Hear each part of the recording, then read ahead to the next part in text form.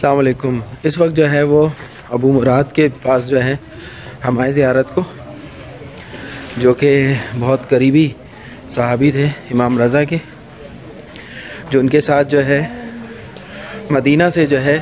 وہ یہاں طوس میں آئے، یعنی کہ موجودہ ایران مشرق تک آئے، یعنی کہ خراسان تک۔ یہ ان کی چھوٹی سی مارکیٹ ہے جو چڑھائی پر ہے، اور مختلف کھانے پینے کی اور جو اس علاقے کا کسٹم ہے وہ ہے۔ کراکری اچھی ہے، یہ آپ کو پیتل اور کاپر کے جو ہے وہ برتن ملیں گے جو نایاب ہیں، یہاں ابھی بھی یوز ہوتے ہیں۔ تقریباً ہم پہاڑی چڑھ گئے، میرا سانس آپ کو بتائے گا کہ ہم اس ٹھنڈ میں جو ہے تقریباً اس وقت یہاں مائنس ہے، اور ہم چڑھتے جا رہے ہیں۔ ہم خواجہ مراد کے جو ہے آستانے پر پہنچ گئے، تقریباً قریب ہیں، اور ہمت مردہ مدد خدا پہنچ ہی گئے، بس تھوڑا سا رہ گیا، دکھاتے ہیں آپ کو، زیارت کراتے ہیں۔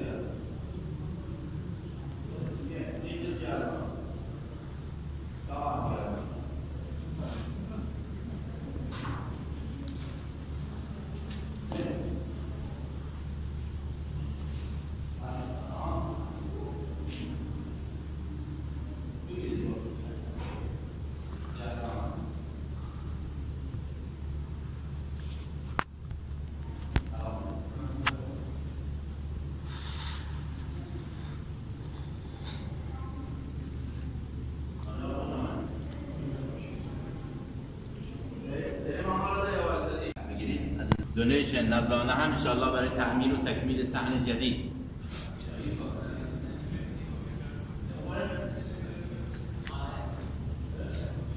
دونیشن فاینانس دیوبیزی بنام فاطمه زهرا سلام الله. آقا میگم جمع کردی شما وایسادی.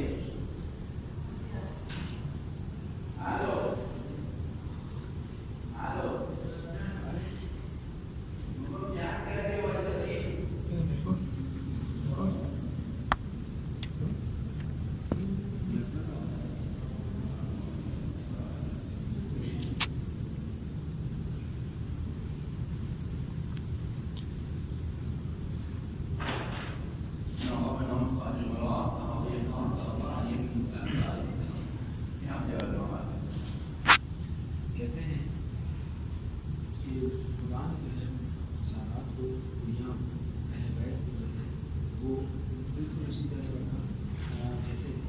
ایک پنکھڑیاں جو ہے ان کے بیچ کے حصے کو جو ہے جو ایریا ہوتا ہے اس کو جو ہے سنبھال کے رکھا. اسی طرح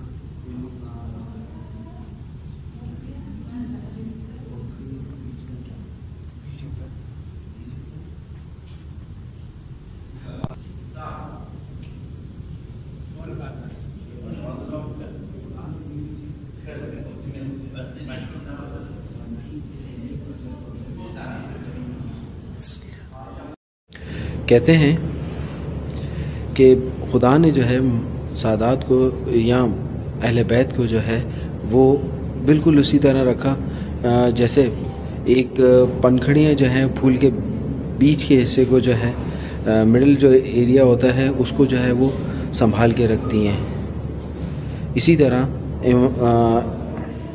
کہتے ہیں خدا نے کوئی بھی چیز بغیر حکمت کے جو ہے وہ نہیں بنائی اور نہ ہی اس زمین پر جو ہے بغیر حکمت کے جو ہے وہ انسان کو بھیجا. اور ان انسانوں میں خاص جو نسل خدا نے بھیجی وہ اہل بیت ہے. اہل بیت کو وہ اس نے اس طرح کور رکھا جیسے ایک ماں جو ہے وہ اپنے بچے کو ہر اس تکلیف سے بچاتی ہے جو تکلیف اسے جو ہے نقصان پہنچائے. مگر یہاں جو اہل بیت ہیں انہوں نے اپنی زندگیاں نچھاور کر کے اور اپنی زندگیاں دے کر اپنے خاندان سے دور ہو کے اپنی دنیاوی زندگی چھوڑ کے صرف ایک مشن کے تحت یہاں رہتے ہوئے اس میسج کو، اس پیغام کو، اس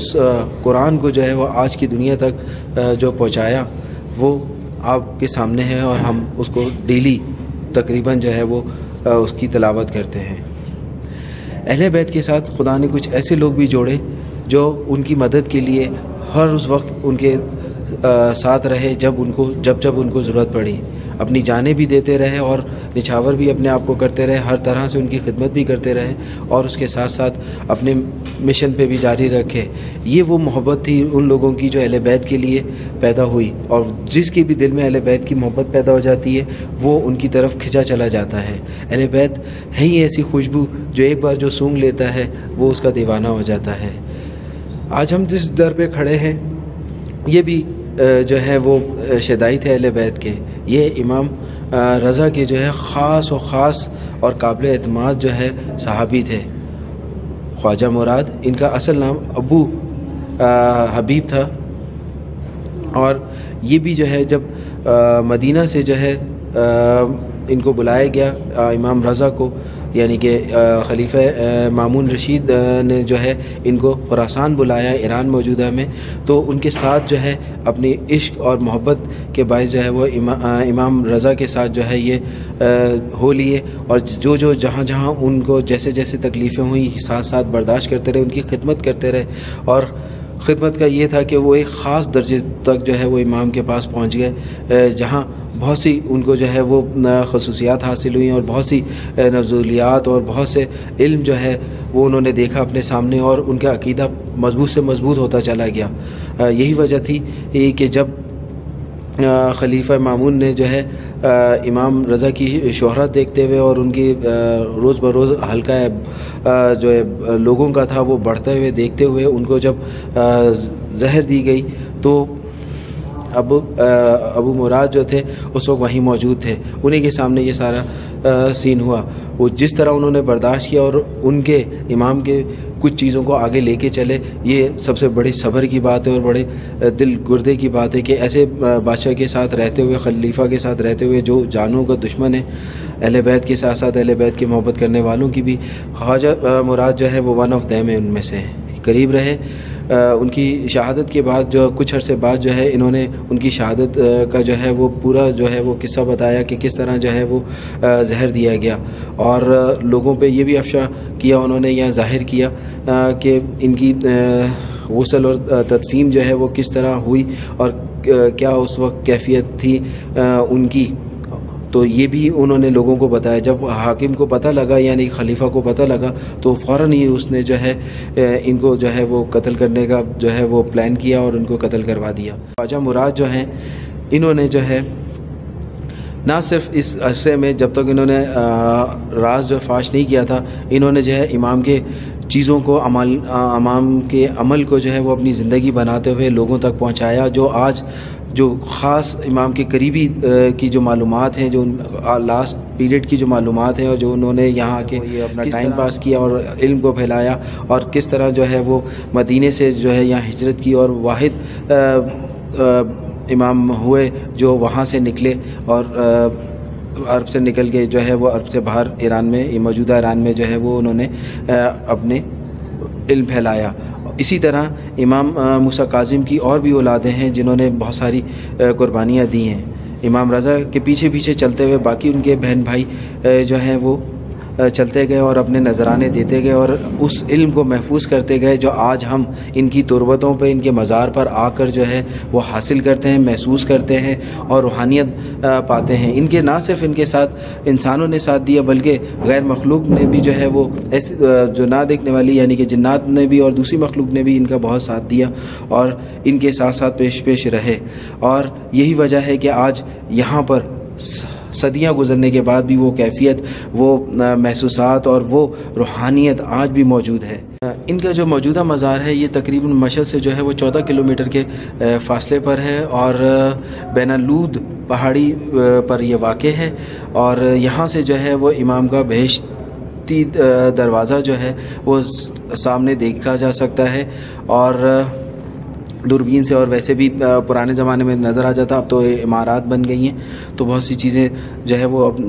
جو ہے امام کا در نظر نہیں آتا یہاں سے. یہ تھے خواجہ مراد. آپ ضرور یہاں پر آئیے گا، ان صحابی کو خراج تحسین ان کی خدمت کا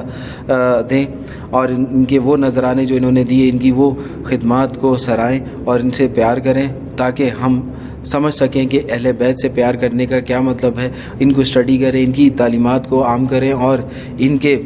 نقش قدم پہ چلتے ہوئے اپنی آخرت سنواریں تاکہ ہم بھی جب اس جان فانی سے جائیں تو ہم بھی کچھ